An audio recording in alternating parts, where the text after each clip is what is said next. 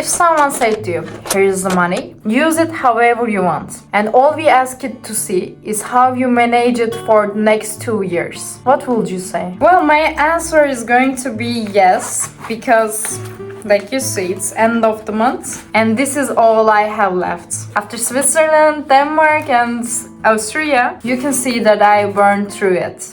Anyway, let's get back to the business. And while you think about your answer, let's turn our eyes to the village of Ahenyo. I hope I pronunciate it right. Ahenyo, where this research took place, and in 2018, an international non-profit organization launched an extraordinary experiment in Ahenyo, which is a small village in western Kenya, and every adult in the village will receive 500 in cash, no condition, no requirements, and no string attached. To an outsider, 500 might seem modest, but for the people of Ahenyo, it was transformative. For many families, it equals nearly an entire year's income. In a community trapped in a poverty for generations, 500 could repair a home, launch a small business, or cover a child's school expenses. And when the announcement was made, villagers felt both hopeful and anxious, and many couldn't forget the wreckage of past aid projects that had promised change but delivered little. Since the 1960s, various organizations had brought education programs, agricultural support, vocational training, infrastructure efforts, and health campaigns, but most vanished before leaving a lasting mark. And projects often arrived with grand vision, only to fade when budgets dried up, or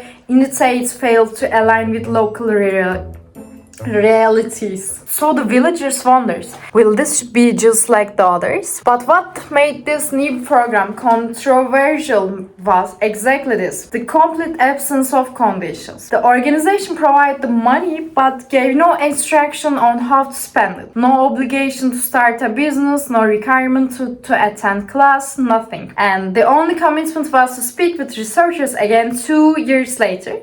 And this approach flipped traditional aid logic upside down. They said that we won't tell you what's the best for you because you already know. And some experts criticized the idea as short-sighted, even irresponsible. And they predicted that people will simply burn through the cash and return to where they started. But the people of Ahenyo, this wasn't just money. It was the restoration of something long denied, the right to steer their own lives. And when researchers returned 2 years later, they found the village transformed. Homes once crumbling had been repaired, and small shops had opened. Farmlands were more productive, and livestock herds had grown. And the village market bustled with new goods, new energy, and faith carrying renewed confidence. Families were eating more regularly, and children were attending school at higher rates, and psychological well-being had significantly improved. Alcohol consumption had dropped, households were more peaceful, and income inequality had narrowed. Life had changed,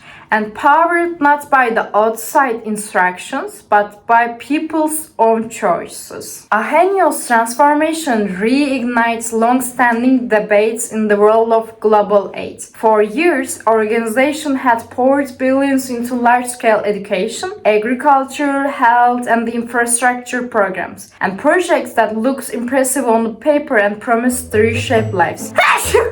Oh!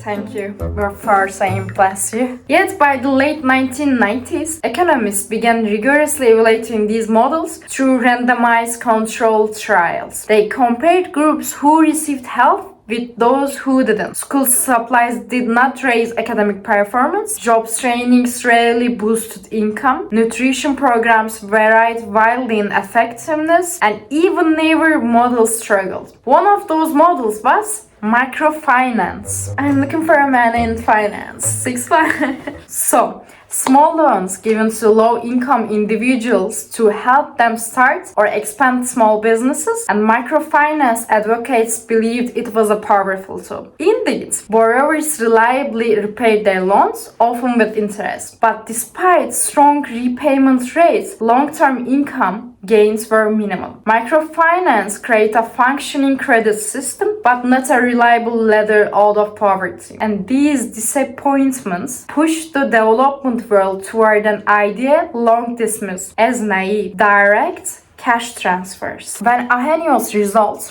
were realized, the world was stunned. But the bigger revelation came from a large-scale study across hundreds of Kenyan villages. 1 year after cash transfers, local economies had grown to more than double the amount of money distributed, and the benefits rippled outward, supporting shopkeepers, farmers, and workers, not just recipients. And still, the picture wasn't perfect. Long-term effects remained uncertain. A long-running study in Uganda showed strong early gains that faded over time. Then the COVID-19 pandemic hit, and when families were pushed into crisis once again, the earlier cash benefits resurfaced in powerful ways. And the lesson was clear. Human lives do not follow straight, predictable lines. That's why today, experts evaluating cash assistance agree on one point. It's a powerful tool, but not a magic wand. Even so, the philosophy behind direct cash transfer delivers one of the most distributed lessons in modern age.